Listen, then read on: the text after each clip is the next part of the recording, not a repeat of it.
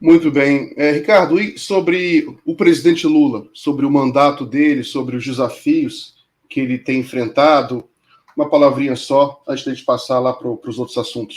Eu acho, viu, Miguel, que o presidente Lula ele conduz o país no pior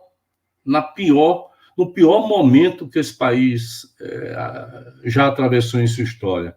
Uma coisa é sair da ditadura militar, né? Quer dizer, todo aquele trauma, ou a crise econômica, é claro que isso pesava muito. Mas outra coisa é você sair dessa crise, né? Conduzir um país com a sua população, ou uma parte da sua população, imersa em contradições profundas. Existem forças atuando, não só no Brasil, mas também no Brasil, mas na Argentina, no Peru, em Portugal, isso está meio que espalhado nos Estados Unidos também. Existem forças atuando que elas não têm um perfil, não têm um nome, mas elas atuam no inconsciente coletivo. Eu não tenho a menor dúvida disso. É por isso que eu sou radicalmente favorável, né, a aquilo que eu chamo regulação social da internet. Porque senão você vai ter meia dúzia de donos do mundo com capacidade de fazer com que os países entrem em crise, né, desde que esses países não sigam a cartilha que eles queiram, que é a cartilha do capitalismo de destruição. E eu acho que o presidente Lula tem tido um comportamento exemplar no sentido de buscar tirar o Brasil dessa confusão, né, e colocá-lo nos trilhos de um governo que se preocupa com políticas públicas. Você percebe que o país voltou a se preocupar. Nós passamos 4 anos, Miguel, sem que não havia uma discussão sobre uma política para a educação, para a saúde. Muito pelo contrário, era a negação da política. A única coisa que o Bolsonaro abria a boca era um tal de colégio cívico militar, essas coisas estapafúrdias, né? Que a negação do caráter civil de um povo, de uma sociedade, né? Então, eu acho que o presidente Lula tem uma atuação destacadíssima na esfera internacional, né? Ele consegue hoje ser indiscutivelmente o maior líder político em ação no mundo.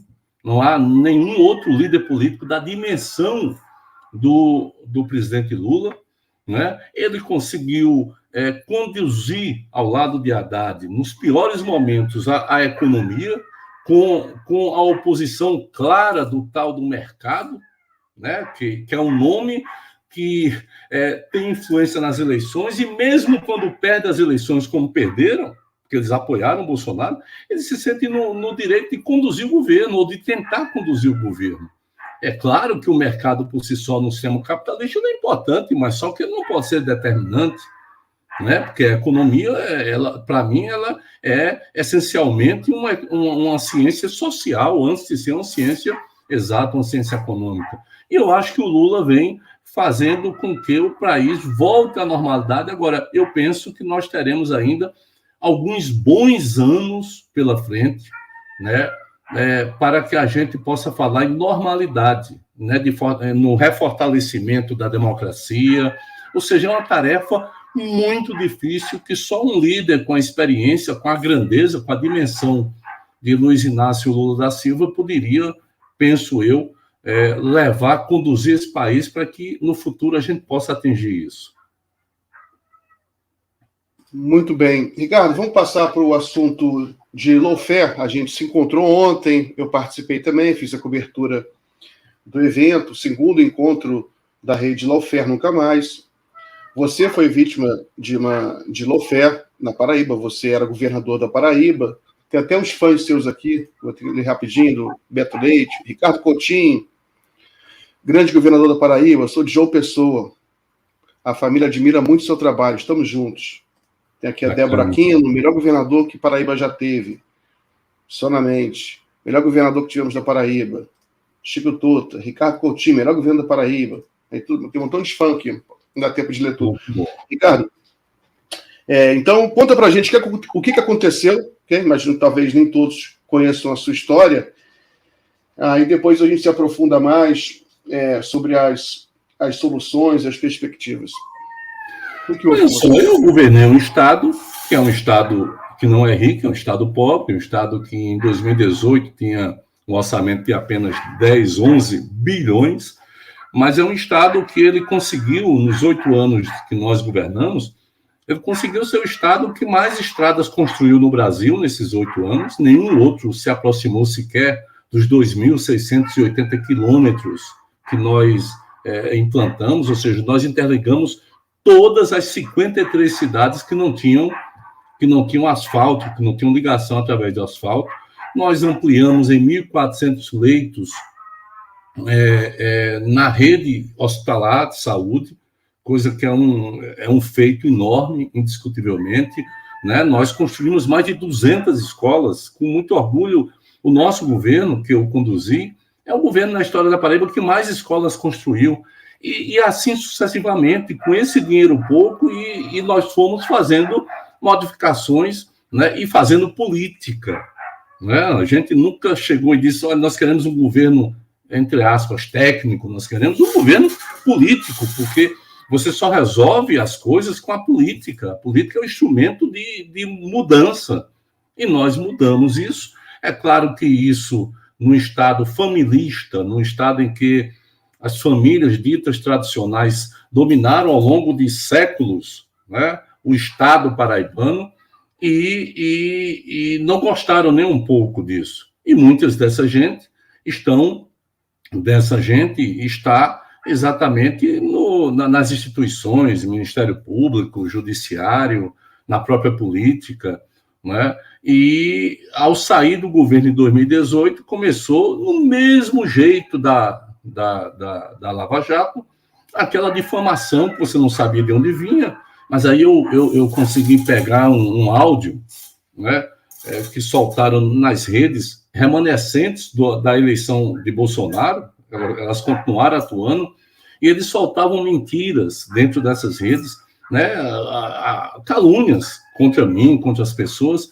E aí eu peguei um áudio de um jornalista, dizendo que, olha, essa aqui é quente, saiu agora, o promotor me disse que Ricardo tem imóveis na Espanha, em Portugal, Estados Unidos, Minas Gerais e Pernambuco. Né? Quer dizer, eu disse, opa, tá aqui, né? Entrei na justiça para que se provasse, porque se isso fosse verdadeiro, eu tinha que ser condenado porque eu não havia declarado. Né? É claro que é totalmente falso. Né? Mas, assim, é só um exemplo de tudo que aconteceu durante o ano de 2019. Né? E em dezembro eclodiu a 7ª fase, que eles chamaram de juízo final, onde prenderam 17 pessoas. A acusação era a mesma, formação de uma organização criminosa, né, de 35 pessoas, mais de 20 eu nunca vi na minha vida, né, desvio de dinheiro de um hospital, do maior hospital de emergência que tem lá, né, e aí eles diziam que a gente tinha desviado 1 bilhão, ou seja, 1 bilhão era a soma dos 8 anos que aquele hospital consumiu. Muito pouco, por sinal, em 8 anos. Um hospital de urgência e emergência, até cirurgião torácico tinha presencialmente, coisa que raríssimos hospitais têm, pela quantidade pequena. Não é? E depois baixaram para 140 milhões, enfim. Era um samba da confusão. Eles fizeram as acusações de praxe, fecharam com toda a mídia. Né? Eu, há 5 anos, eu não dou entrevista em nenhum órgão lá da Paraíba. Eu fui governador e, modéstia à parte, eu sei o trabalho que nós fizemos. Né? Então, fecharam as portas para que não houvesse o contraditório, e o meu contraditório, o que eu estou dizendo aqui para você, Rosário, Miguel, eu falo há 5 anos.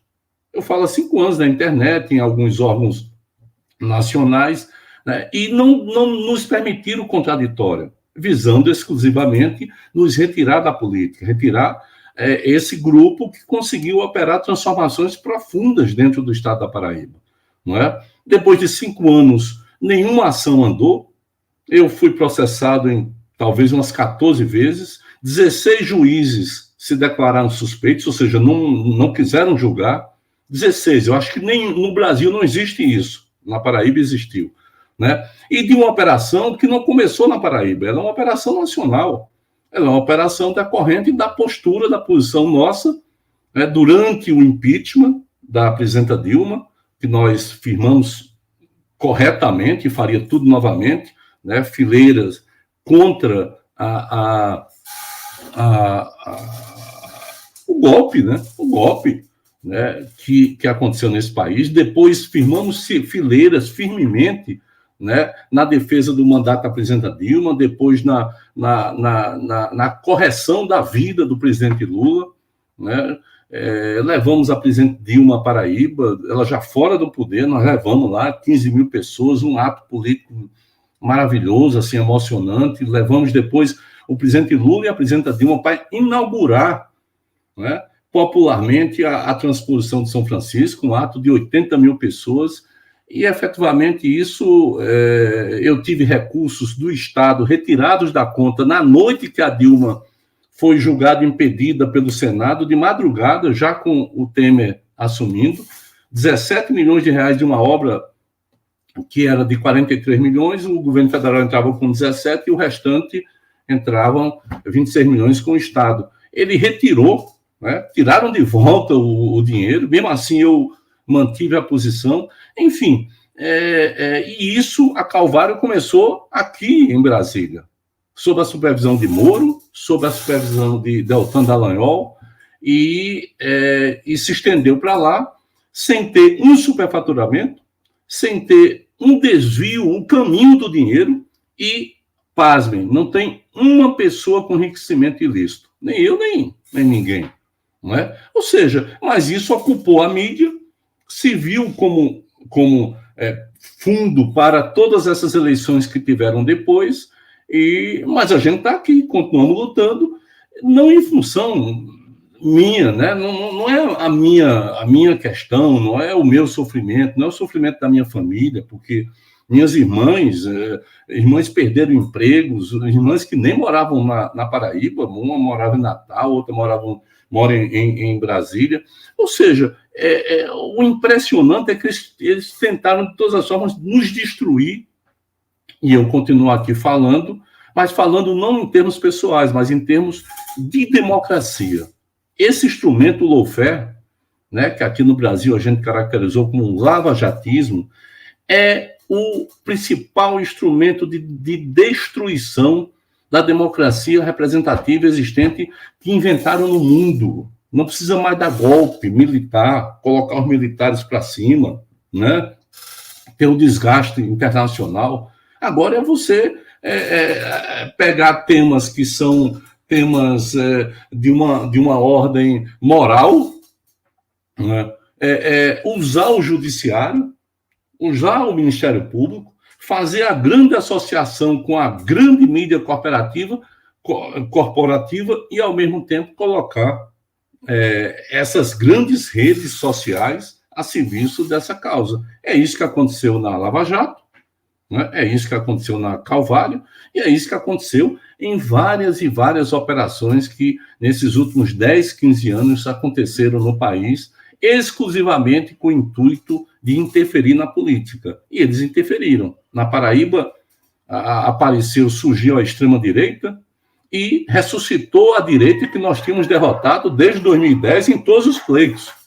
Esse grupo, né, esse pensamento, nós derrotamos a direita ou aqueles setores oligárquicos em todos os pleitos e derrotaríamos novamente.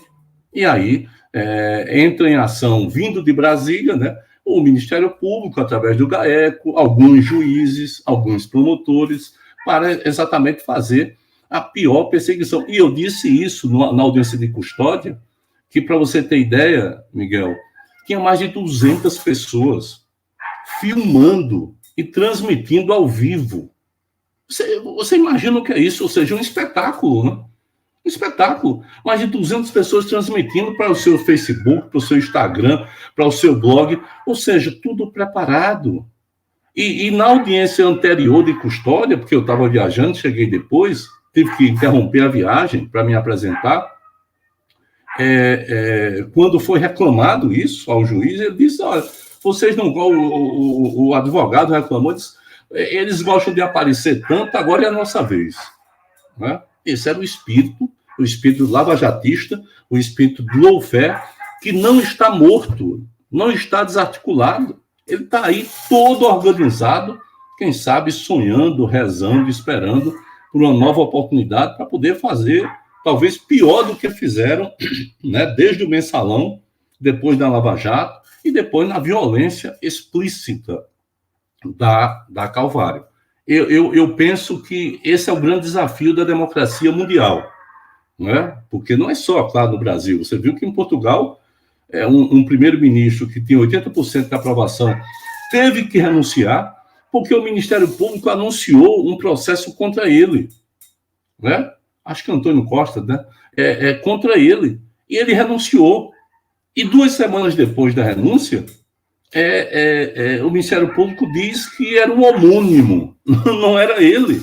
Olha a irresponsabilidade dessa gente.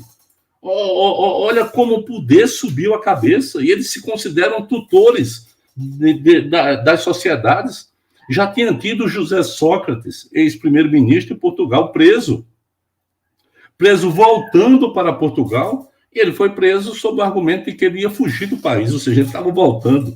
E quando ele perguntou qual era a acusação contra ele, o procurador disse: calma, estamos apenas começando, que é inclusive o título do livro dele, que eu tive a oportunidade de ler. Ou seja, está espalhado, né? A Cristina Kirchner, no Peru, a mesma coisa, ou seja, a criminalização da política, porque a criminalização da política, né, abre espaço para as piores coisas que você possa imaginar e abre espaço para esses seres abjetos, como Bolsonaro, como a tropa que entrou no governo. Eu nunca vi tanta gente esquisita, tanta gente, com ódio no coração para poder destruir tanta coisa que esse país tem construído, né? E o que é pior, você tem hoje, Miguel, a seguinte situação, né? Todas as decisões estão sendo anuladas, porque tinham que ser anuladas, né? Mas, ao mesmo tempo, aqueles que as produziram de má fé, por perseguição, até hoje ninguém foi punido. Então, eu pergunto, aquela dita República de Curitiba, aqueles procuradores, alguns se aposentaram e outros estão lá escondidinhos. Ou seja, essa gente que foi pega com a mão na massa, com a boca na botija, certo? Tramando, corrompendo a justiça, ao lado de Sérgio Moro, ao lado de Gabriela Há, essa gente tem que ser julgada. Ela não tem que ser espancada. Ela tem que ser julgada conforme o Estado de Direito, né? Coisa que eles não respeitaram. Mas esse povo tem que ser julgado, porque esse povo não tem como representar nem a justiça, nem a sociedade, como é o caso dos procuradores. E o país, até hoje, não chamou para si essa responsabilidade. Tem que haver isso, porque só a punição desses setores da elite interromperão o ciclo, que é o ciclo da história brasileira, onde as elites são inimputáveis. Eu tentava falar rapidamente ontem sobre isso na minha participação, né, porque são inimputáveis. Até citei Tiradentes, na Inconfidência Mineira, onde toda a maçonaria que estava em volta, né, do fim da monarquia, do movimento, ninguém foi condenado. Mas alguém tinha que ser condenado. Aí pegaram lá um cara que estava circulando por lá, não tinha prestígio nenhum, e aí degola o cara e depois esquarteja, né? Ou seja, não era o crânio, não era a cabeça, mas as elites se salvaram, compreende? Então, a história do Brasil é a história da impunidade, não do povo, mas das elites. E hoje, mais uma vez, nós estamos correndo esse risco.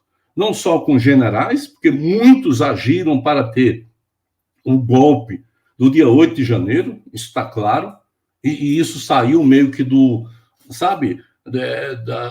da discussão, né? Do próprio Bolsonaro, que é um criminoso, né? Quanto mais. Em tudo está as digitais, né? Dos generais ou dos militares, talvez o Mauro Cid e outros que não têm mais jeito de se salvar. Porém, essa impunidade, ela atinge Sérgio Moro. Como é que um juiz combina com o acusador Como é que um juiz prepara o processo anteriormente para perseguir determinadas vítimas? Né? Como é que um juiz assina uma sentença concordando com a mentira, sabendo que era mentira e sabendo que não tinha provas? Ora, um cara desse é um marginal, é um criminoso e precisa ser julgado. Né? Só dessa forma a democracia brasileira consegue, a democracia mundial, na verdade, mas a brasileira especificamente, consegue escapar e permitir, né, eu vou chamar de reevolução, uma evolução novamente, né, para que a gente possa dar conta dos gravíssimos problemas que esse país tem e que foram acumulados excessivamente desde o golpe de 2016, quando a presidenta Dilma foi derrubada.